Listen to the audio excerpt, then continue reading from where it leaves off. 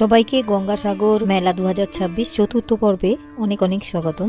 আমরা এখন এই ঝাঁচকচকে যে রাস্তা দিয়ে যাচ্ছি, ভাবতে পারেন যে এটি একটি গঙ্গাসাগর পশ্চিমবঙ্গের দক্ষিণ প্রান্তে অবস্থিত। আপনারা জানেন এটি একটি পবিত্র স্থান, যেখানে গঙ্গা নদী বঙ্গোপসাগরে মিশা সাগর সঙ্গম নামে পরিচিত। সব তীর্থ বারবার, গঙ্গাসাগর একবার।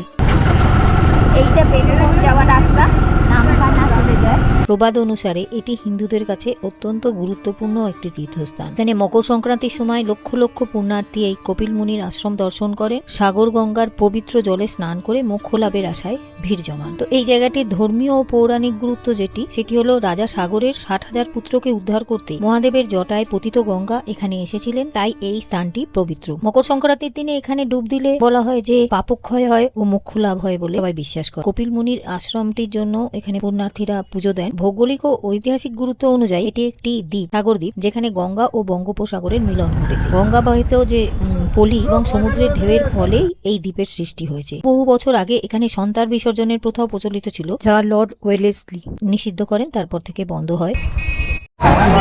এইখান থেকে তোমার বাসগুলো এইখানটা নামিয়ে দিল আমাদের হেঁটে এখন ভারত সেবাশ্রমে যেতে হবে।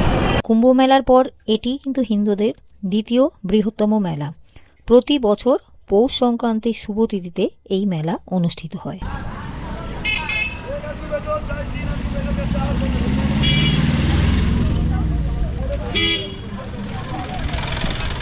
এই সোজা রাস্তাটা দিয়ে গেলেও সোজা ওঙ্কারনাথ মাধ্যনিবাসের দিকে যাওয়া যাবে, আর আমরা ঘুরে যাব ডান দিকে গেলে হচ্ছে ভারত সেবাশ্রম সংঘ, এবং সেখান দিয়ে সোজা রাস্তা দিয়ে গেলে সিধে কপিল মুনির আশ্রম চলা যাবে এবং সাগরেও পৌঁছে যাওয়া যাবে। দেখি ওখানে অ্যাকোমোডেশন পাওয়া যায় কিনা।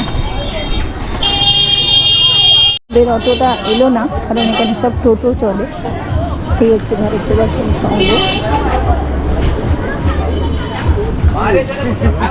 ভিড়, জানি না অ্যাকোমোডেশন হবে কিনা।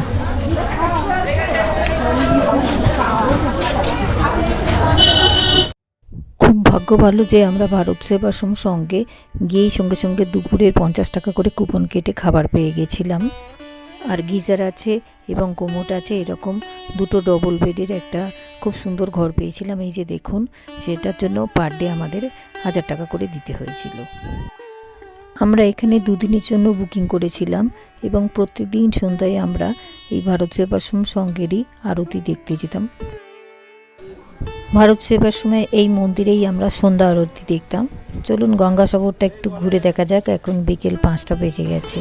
এটা কবে থেকে চালু হয়েছে, মানে কবে থেকে এটা সেবাটা চালু হয়েছে? মেলা উপলক্ষে 2-3 আগে থেকে। আচ্ছা, কতদিন চলবে জানি না, আমরা নতুন। আচ্ছা আচ্ছা। আর এটা সম্পূর্ণ ফ্রি, তাই তো? হ্যাঁ, দেখলাম তাই। অনেক ধন্যবাদ।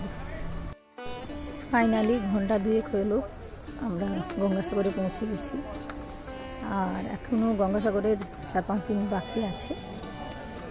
আজকে হচ্ছে 6 জানুয়ারি 2026। কিছু কিছু জায়গা মার্ক করা আছে যে ওখানটা বিপজ্জনক বলে ওখানটা চান করা যাবে না। আর সকালবেলা এই যেখান দিয়ে হেঁটে যাচ্ছি এখানেই জোয়ার এসে যাবে, যারা সকালে 9টার পর চান করে না, আর ওপাশটা তো মানাই করেছে, জলে ভরে যাবে, ওদিকটা সেই জায়গাটাতে স্নান করতে পারবে।